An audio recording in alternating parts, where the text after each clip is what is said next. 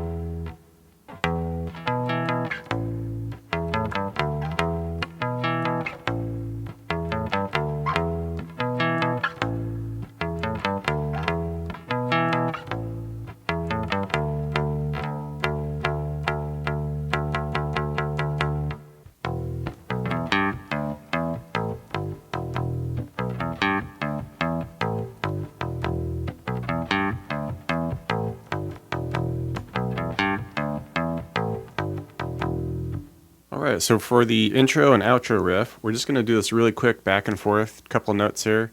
Right here on the D string, just to open to 2, so just the D to E real quick. And it just cranks that out, about 8 times or so, and it just hits that 2 and stays there.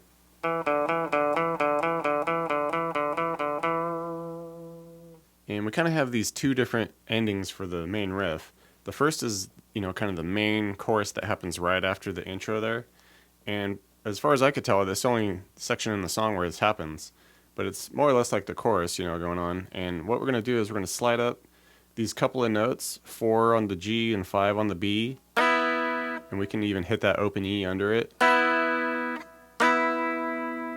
Okay, then we hit it once again, lift the 4 on the G to open. You can keep the 5 for the E there, double E.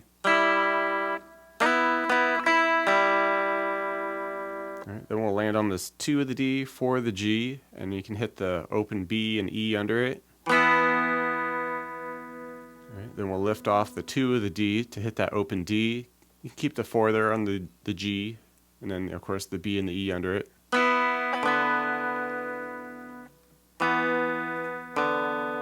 Come back to that 2 on the D.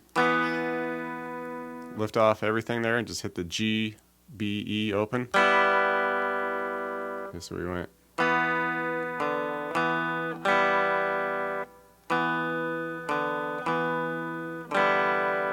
Alright, and then we just land on this D shape here. And with this, I like to include the open E under it, so we get like a suspended second for the D. But yeah, we just hit, open D, 2 on the G, 3 on the B. With the open E under it, sounds nice. So slowly.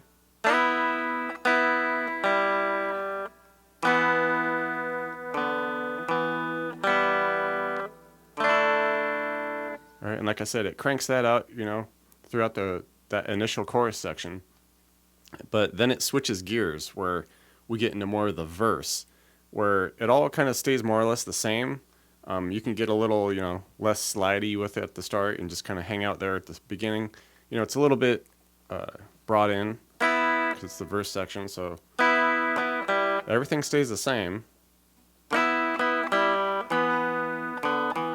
But it just does this little switch at the end where instead of landing on a D, it lands on an A.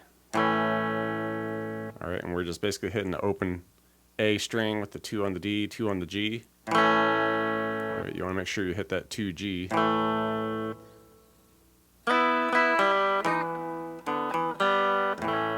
Okay, so it just kind of has that little switch at the end of it, and this riff happens more often than the other one. It happens in this verse and the following verse at the end there.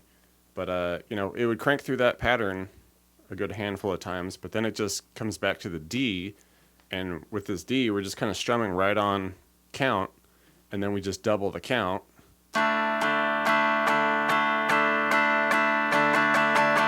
Okay, and just builds it back up and then gets back into the pattern. At the end of the song, or more or less, at the end of the last verse, because we do the very beginning intro as the outro again, okay, but just before that, after the final verse finishes, we have this new little thing that happens where we're going to be this like E minor shape here. Okay, but it's just this high voiced shape of it. And it's that same 4G 5 on the B, but we're just going to add this 3 on the E now. And we just strum that twice, and then just come off to a D chord. It does that a couple times. And then it just brings it higher, where we'll come, really high now up to this, okay, this G shape here. And it's 7s on the G and the E, and then we add an 8 on the B, and we just strum it the same way, and we come off to a D this way, where we'll be at the 5 on the E and the 7s on the G and the B. Just does that twice as well. Okay, and then we do our little outro riff.